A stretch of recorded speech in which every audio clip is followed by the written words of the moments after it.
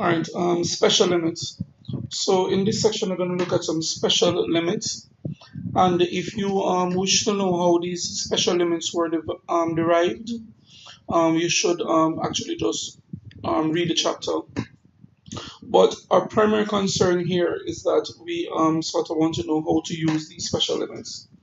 1 and 2, well, essentially how we use it is that we try to get whatever the limit of whatever function we're finding to look like the general format that we have here. So in this general format, the limit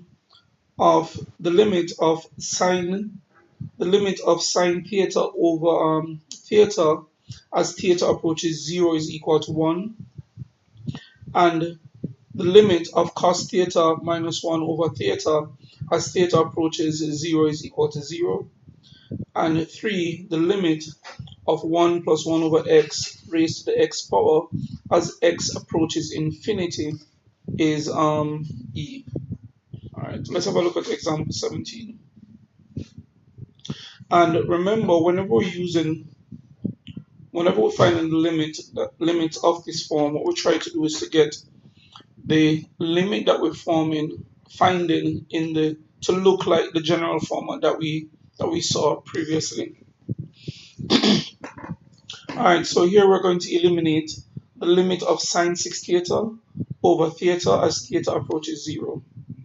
Alright, so if we want to get this in the same format, what we're going to end up with is, for it to be in the same format, I need, whereas I have sine 6 theta at the top, I need to have 6 theta at the bottom.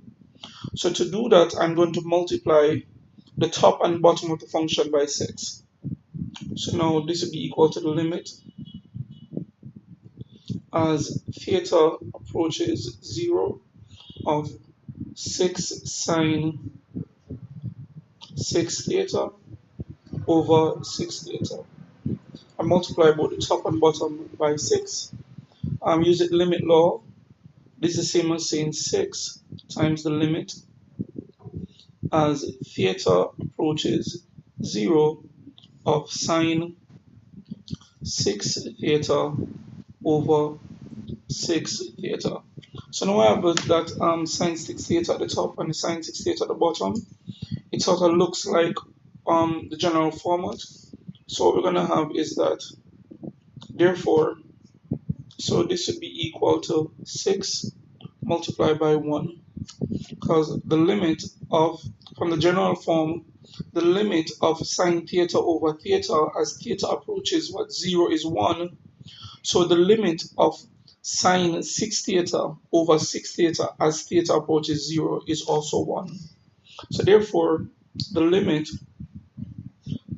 of sine 6 theta over theta as theta approaches 0 is equal to 6 times 1, which is 6. Alright, number 18. Alright, so this would be the same as saying the limit. So we want to get the function that we're finding the limit, of to be in the same form as the general form. So this is so for that to happen, where I have cos 4 theta, I need to have 4 theta at the bottom. So I'm going to multiply both the numerator and the denominator of the function by 2. So this is equal to the limit as theta approaches 0 of 2 times cos 4 theta minus 1 over 2 times 2 theta. So I multiply both the numerator and the denominator by 2 so that I can get 4 theta at the bottom to correspond with the cos 4 theta at the top. So using limit law, this is equal to 2 times the limit as theta approaches 0 of cos 4 theta minus 1 over 4 theta. So this is equal to 2 times 0, which is equal to 0. So therefore, the limit as theta approaches 0 of cos 4 theta minus 1 over 2 theta is equal to 0.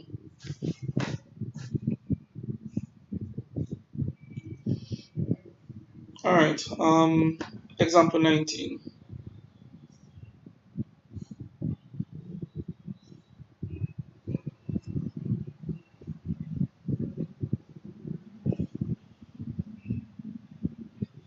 In example 19, we're to find the value of lim sine 7 theta over sine 4 theta as theta approaches 0. Alright, so what I'm going to do is, using the limit laws, I would say that this is equal to the limit as theta approaches 0 of sine 7 theta over 0 divided by the limit as theta approaches 0 of sine 4 theta over theta. So what I did, I used the limit law, that the limit of a function, when you have the limit of one function divided by another function, it's equal to the limit of the function at the top divided by the limit of the function at the bottom. I used that limit law, and I also divided both the numerator and the denominator by theta. I need to get the top and bottom. If I have sine 7 theta at the top, I need to get 7 theta at the bottom. So I'm going to multiply the numerator and the denominator by 7. So this is equal to the lim as theta approaches 0 of 7 sine 7 theta over 7 theta divided by the lim as theta approaches 0 of sine of 4 sine 4 theta divided by 4 theta. Alright, so this would be equal to the lim as theta approaches 0 of or 7 times sine 7 theta over 7 theta divided by 4 times the limit as theta approaches 0 of sine 4 theta over 4 theta. So this would be equal to 7 times 1 over 4 times 1, which is equal to 7 over 4. So the limit as theta approaches 0 of sine 7 theta over 4 theta, that limit is equal to 7 over 4. Alright, let's have a go at example 20.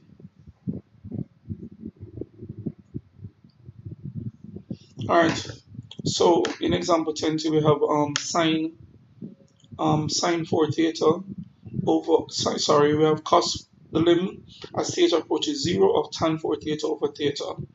Now tan 4 theta is the same as sine 4 theta over cos 4 theta. So I'm guessing I could say that this is equal to the limit as theta approaches 0 of sine 4 theta over cos 4 theta all over theta.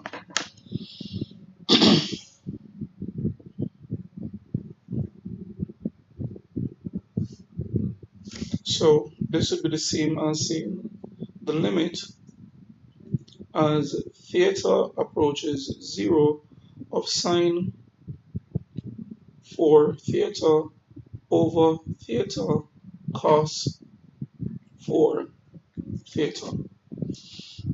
Alright, so I could say that this is the same as saying the limit as theta approaches 0 of sine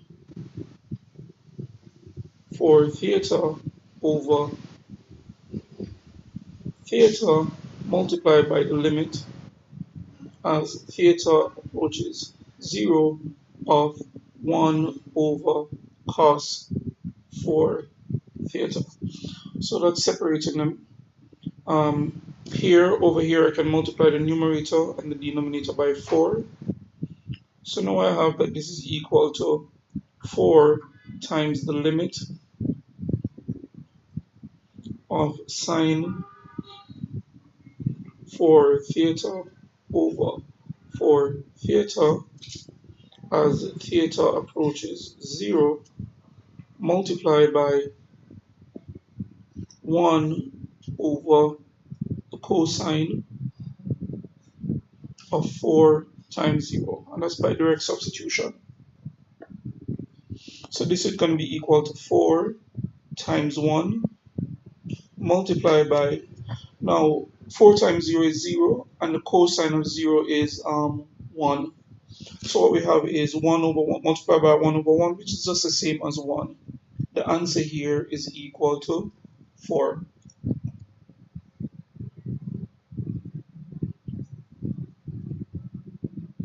Alright, example 21. So we have tan the lim as x approaches 0 of tan x minus minus 6x over sine 3x minus 5x. Alright, let's just say that this is equal to the limit as x approaches 0 of let's just say sine x over cos x minus 6x, and this is over sine 3x minus 5x. If I divide both the numerator and denominator, let's separate the limits into numerator limit, finding the limit of the numerator, divided by finding the limits of the denominator. So this becomes the limit as x approaches 0 of sine x over x cos x minus 6x over x. So up there all I did was divide both. What I've done is divide the numerator by x. Now I'm going to do the same thing at the bottom. This is the lim as x approaches 0 of sine 3x over x minus 5 over x. So I separated the limits by finding the limits of the numerator and the limits of the denominator, and I also divided both the numerator and the denominator by x. Let's go to the next page.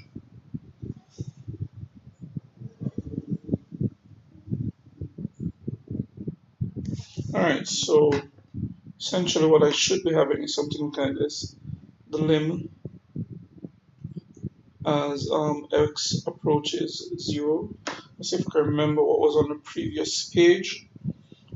We should have sine x over x minus multiplied by the limit as x approaches 0 of 1 over cos x minus the limit as x approaches 0 of 6. Alright, so that's the numerator. And then now the denominator. we have the limit as x approaches 0 of sine x over x minus the limit as x approaches 0 of 5.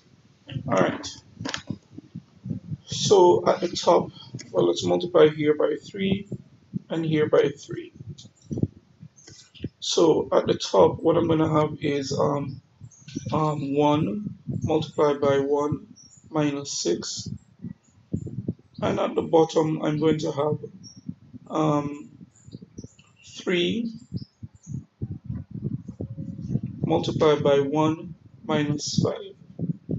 So what I should end up with is at the top I'm going to have 1 minus 6, and at the bottom I'm going to have 3 minus 5. And so this is going to turn out to be minus 5 over minus 2. A negative divided by a negative is a positive, and this turns out to be 5 over 2.